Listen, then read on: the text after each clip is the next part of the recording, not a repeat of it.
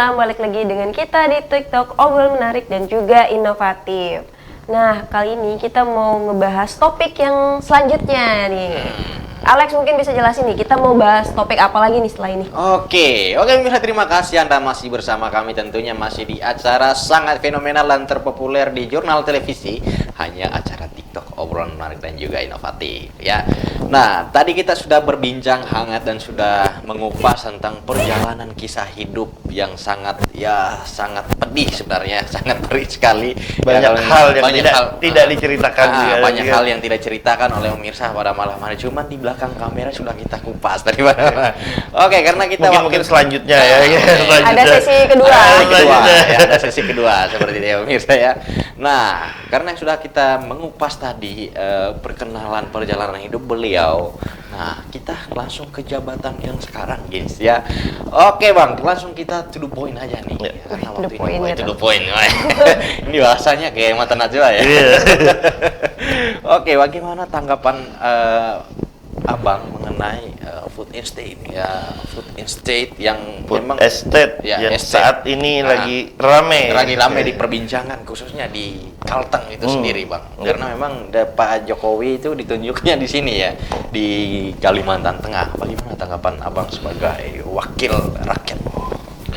Tanggapan saya sih, ya saya sangat setuju, sangat bagus. Tapi ada beberapa hal yang perlu kita garis bawahi, Mas. Semoga ini juga menjadi perhatian pemerintah, baik itu pemerintah pusat ataupun pemerintah daerah, di mana untuk food estate ini saya berharap lebih memprioritaskan itu masyarakat lokalnya, karena kita ini Kalimantan Tengah, Mas, mempunyai lahan yang sangat luas untuk pertanian. Nah, tinggal pemerintah, baik itu pemerintah daerah, pemerintah pusat, bisa memberikan pelajaran atau pelatihan kepada masyarakat asli lokal kita ya. Nah, mungkin ya kita tahu sendiri, ada beberapa masyarakat yang memang tidak paham cara bertani, tapi kan dia juga pasti mempunyai keinginan. Nah, itu kan kita bisa dengan cara memberikan pelatihan. Jangan nanti kita masyarakat kita tidak dilibatkan gitu, malah nanti ada beberapa yang mohon maaf, misalnya kayak ada transmigrasi lagi dari luar Pulau Kalimantan atau dari luar Palangkaraya atau Kalimantan Tengah.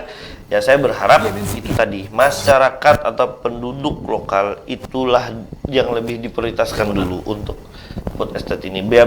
Misalkan kita berikan mereka lahan atau pelatih mereka, karena kita lahan tidak kurang, SDM kita pun sebenarnya tidak kalah selama kita benar-benar memberikan bimbingan dan pengarahan untuk bertani ini untuk pangan kita lah. Jadi kalau bisa ya kita Kalimantan Tengah tidak tergantung dari daerah lain lagi gitu untuk masalah pangan, sayur-sayuran.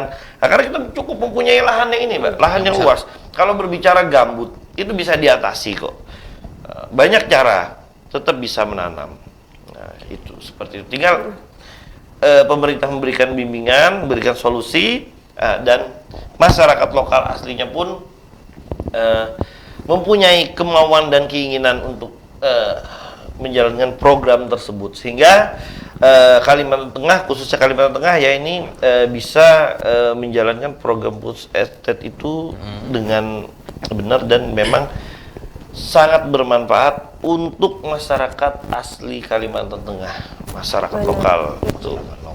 Kita nggak ini ya, berharap impor dari luar terus gitu, punya stok sendiri. Punya stok sendiri, dan akhirnya masyarakat Kalteng jadi masyarakat yang mandiri, punya ilmu pertanian yang bagus, walaupun mereka memang basicnya bukan petani, tapi bisa saya bilang itu membaca situasi, ya memang betul. Untuk bertani ya bertani. Karena masyarakat Kalimantan Tengah banyak tanah mereka itu gitu loh, ya harus bisa digunakan, dan pemerintah memberikan ini pelatihan edukasi kepada petani-petani. Gitu. Soalnya kan masyarakat sekarang tuh banyak yang gini, Lex. Nggak banyak sih, beberapa aku dengar kayak gini. kalau di Jawa mah gampang tanahnya subur gitu Gampang kan. tanah. Di Palangkaraya tanahnya gambut, makanya susah. Tapi ternyata menurut Abang ini kayak nggak, itu bisa kok diatasin gitu ya. Bisa. Yang penting semua itu ada ilmunya, Ada ilmunya, ada caranya. ada tekniknya itu. Ya, sampai saat ini saya banyak melihat kayak di daerah-daerah Kalimantan Tengah, kayak di daerah Pangko sana, Iya, kan bisa. mereka Yang juga paling bisa terkenal, bertanam. Ya, padahal kan mereka juga gambut, kalau kita tahu ada beberapa yang gambut juga seperti di Sampit, tapi bisa kok gitu loh. Kelampangan itu. juga. Kelampangan gambut tapi bisa mereka bersayur. Nah, itu. Intinya seperti itu. Saya mendukung, tapi saya tidak mendukung apabila masyarakat asli Kalimantan Tengah tidak dilibatkan gitu. Iya, karena fokus utamanya tuh kita dulu yang Ya, lokal dulu. utamakan dulu lah, utamakan dulu masyarakat asli Kalimantan Tengah. Itu menurut saya. Oke, siap Bang. Ya, karena ini kenapa saya menanyakan ini, karena ini lagi hangat di Iya, lagi hangat. khususnya di anak mahasiswa gitu ya kan, ini sangat apa ya? Saya sangat mengapresiasi kawan-kawan mahasiswa, adik-adik mahasiswa, saya sangat apresiasi. Karena apa? Mereka memperjuangkan rakyat. Nah, itu rakyat ya, kita berbicara di sini masyarakat Kalimantan Tengah. Emang benar kan, emang ada istilah suara mahasiswa itu adalah suara rakyat. Suara rakyat. Gitu. Rame-ramenya gengs ya. Rame ya, karena saya juga sebagai mahasiswa di Universitas Kristen Palangkaraya Bang. Nah, jadi mereka ini, kayak gimana sih gini gitu ya kan? Apa yang kita dapat dari ini gitu loh. Ya kan, kayak supaya kita juga mendapatkan sesuatu yang apa ya, yang bermanfaat, dan kita mendapatkan ilmunya untuk mengolah di tanah kita sendiri gitu loh. Betul.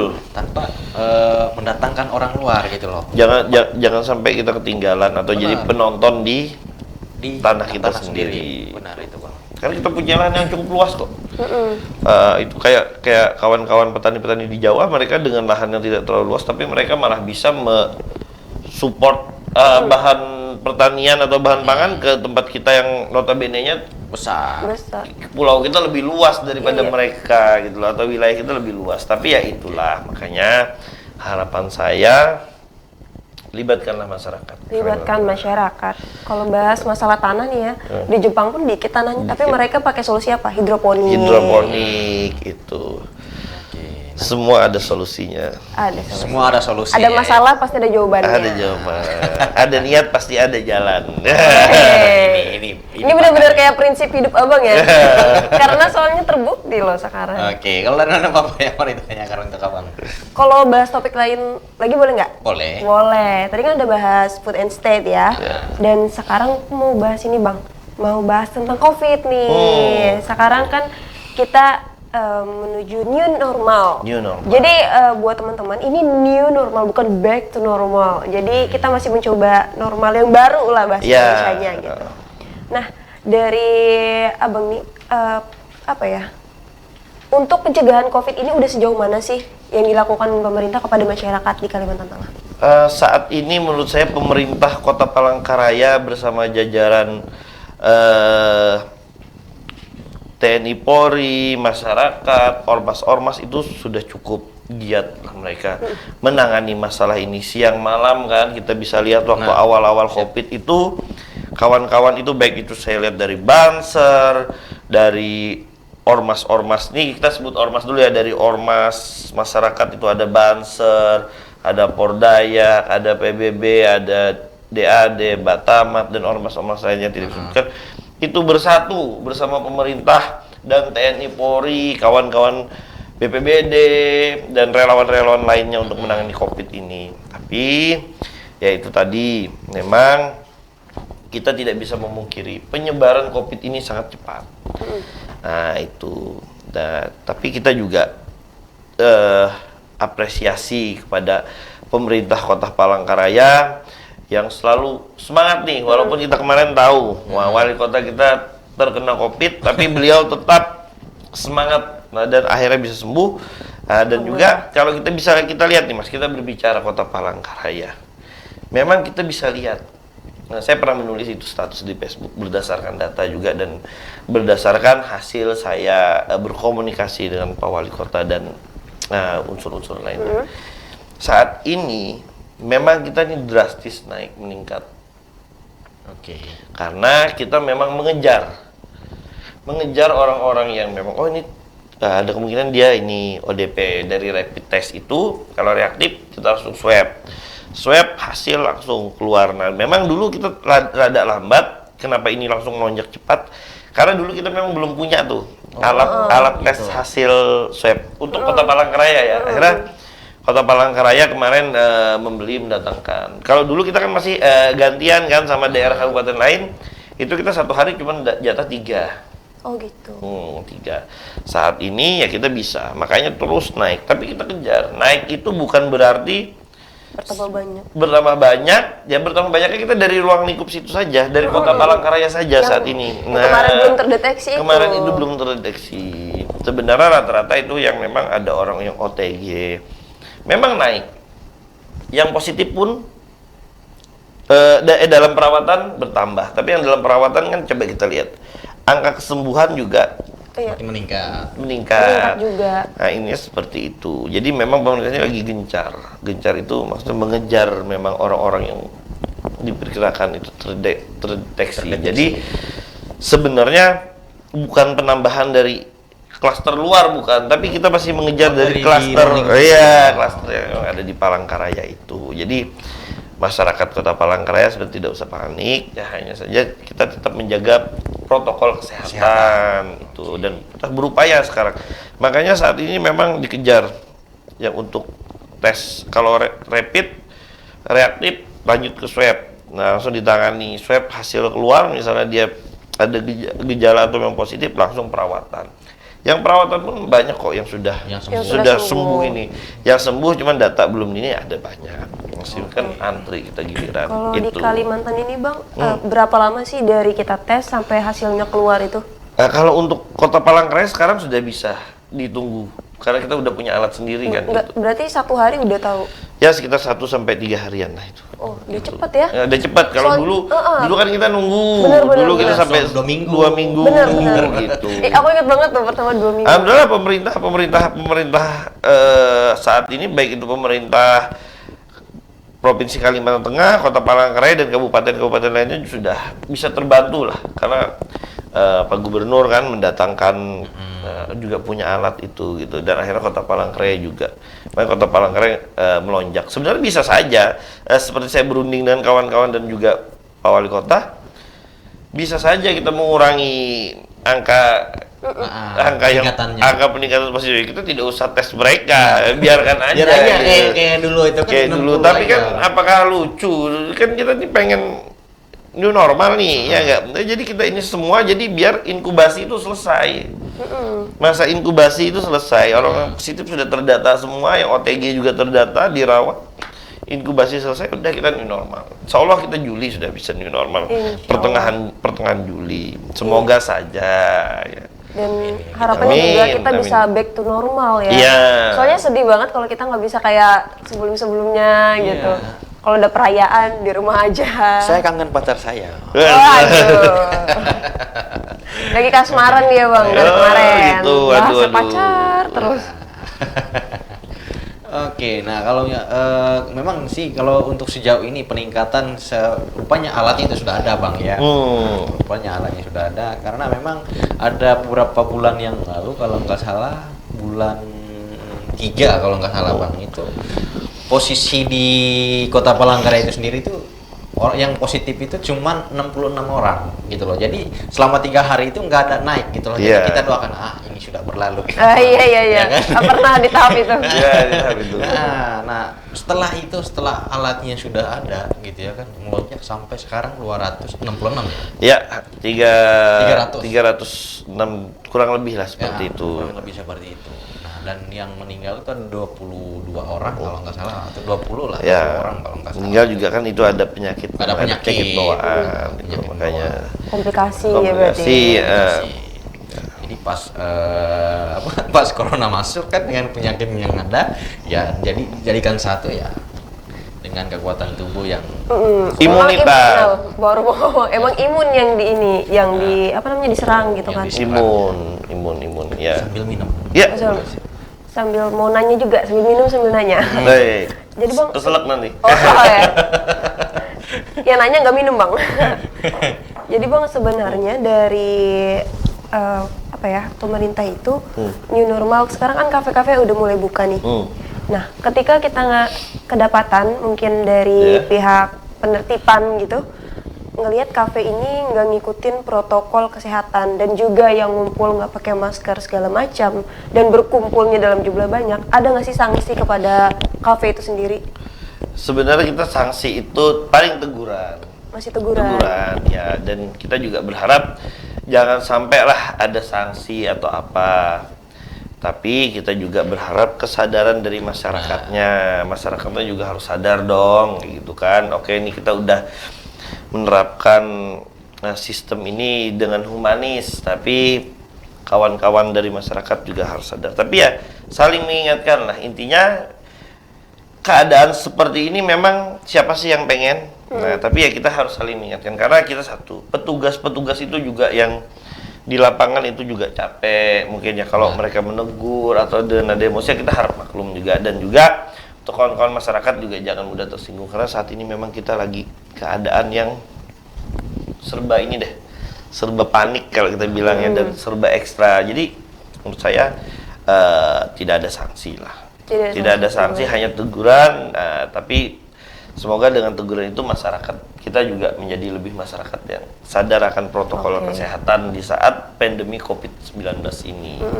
Soalnya misalnya saya balik nih Bang dari siaran, kan otomatis kafe kan emang ramenya malam gitu kan. Nah, itu aku ngeliat nih Bang, ada beberapa tempat kafe itu yang masih banyak rame, dan yang mirisnya lagi tuh maskernya nggak pakai gitu.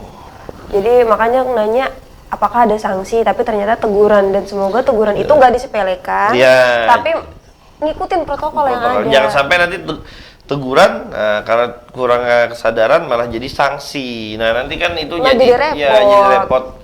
Nanti serba salah lagi pemerintah itu. Tapi saya rasa masyarakat Kota Palangkaraya semuanya sadar dan patuh akan protokol kesehatan, karena ya itu tadi, kembali ke diri kita masyarakat Kota Palangkaraya dan masyarakat Kalteng. Kita harus menjaga diri kita sendiri dan kota kita itu sendiri agar kita bisa mengakhiri pandemi COVID-19 ini. Nah itu tadi, makanya saya bilang mudah-mudahan nih dengan bertambah terus udah terdeteksi semua nih, swab kita ini udah selesai, tinggal perawatan. Oh gitu, udah selesai semua ini Bang? Enggak, belum, nih masih kita rapid terus pemerintah ini. Nah sampai selesai rapid perawatan, udah ini semua yang ODP itu udah selesai, kita tes semua. Nah, udah ini nih, udah tahu nih, kita udah terpantau dan terkontrol nih. Udah kita tinggal nunggu perawatan kesembuhan aja lagi. Berarti enak aja sudah ini Bang, kalau udah rampung semua kan? Iya, penting ini lagi kita masa proses semoga kita kejar terus data itu. Soalnya kalau di Jepang sama Korea kan mereka sekarang di kayak genting gelombang kedua gitu kan, gelombang kedua COVID gitu kan. Semoga kita cukup satu gelombang ini aja udah langsung kelar gitu kan. Jangan ada gelombang 2 atau gelombang 3. Jangan kayak tes masuk kuliah aja gitu. Apalagi kasihan kita yang punya anak kecil, ya kan. Kebetulan saya punya anak kecil gitu kan ya. Kasihan lah ya, di rumah di mana gitu. Seharusnya berinteraksi dengan teman-temannya gitu ya. Betul. Oke Bang, saya pernah jalan di Jalan Keminting ya. Jalan Keminting, jadi ada kedai komputer. Jadi di situ tempat penjualan komputer bekas gitu kan. Nah, jadi dia bilang gini, "Mas, kamu mahasiswa kan?" "Siap," saya bilang gitu. "Saya mahasiswa," gitu. Nah, boleh nggak kita kami masyarakat ini gitu. Nah, ini mungkin keluhan mereka ini Bang, keluhan ya. Kebetulan juga Abang sebagai ya wadah aspirasi juga gitu ya kan. Jadi mudah ada solusi lah seperti itu. Nah, jadi dia bilang gini ya, ini kan sudah mau masuk ini normal Mas katanya. Nah, jadi ada mobil itu kan mobil himbauan ke apa itu, jadi masyarakat nggak mendengar ini, nggak paham ini apa itu new normal. Jadi masyarakat ini di Kalimantan Tengah itu khususnya Kota Palangkaraya ini butuh namanya sosialisasi mas katanya Boris. Kalau kalian ini sebagai mahasiswa sebagai garda terdepan sebenarnya ini untuk mencegah COVID-19 untuk mensosialisasi kepada masyarakat seperti itu, beri pemahaman seperti itu. Jadi ya dengan keterbatasan juga kita yang sebagai mahasiswa ini kan ya kayak gimana ya untuk menindaklanjutnya seperti itu. Oke, bagaimana tanggapan abang mengenai itu bang? Tapi sebelum kita jawab pemirsa, kita akan tahan dulu jawabannya. Ya kan ini mulai siap-siap mau jawab ya. Buat pemirsa di rumah jangan kemana-mana. Usai jeda pariwara berikut ini kita akan menjawab pertanyaan yang sudah saya tanyakan tadi oleh abang kita nanti pada malam hari ini.